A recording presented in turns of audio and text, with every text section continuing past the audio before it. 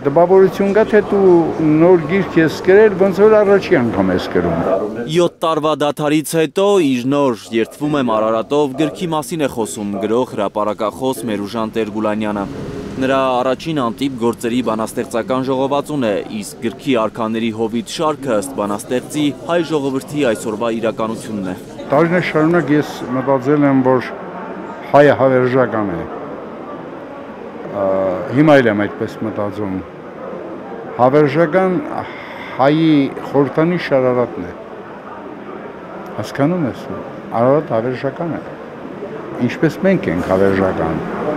Նոր գրքում բանաստեղծություններ կան նվիրված իր ժամանակի պոետներին և գործիչներին, Հրաչյա Սարուխանին, Բագրատ Սրբազանին։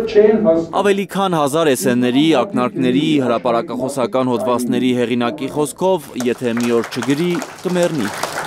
Ես հիմա գիշերներն եմ աշխատում, ցերեկները քնում։ Նույնիսկ իմ ապրելաձևը փոխվեց այս վերջի 8 տարիների ընթացքում։ Ցավը շատ մեծ է։ Ցավը նայի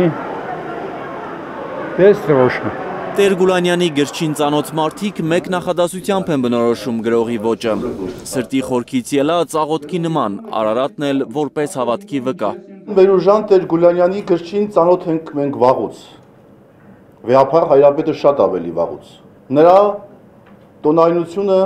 մեղմ է, բայց միևնույն ժամանակ շատ ուժեղ։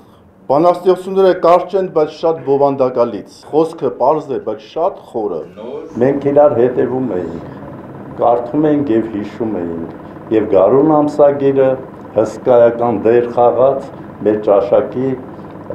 բոլոր մտավորականության, ազգային հարցերի, գրականության, մշակույթի, մեր ժողովրդի կյանքում։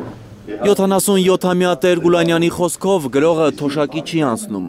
Դա ոչ միայն ասում, այլև ապացուցում է իր ստեղծագործական հարուստ ժառանգությամբ։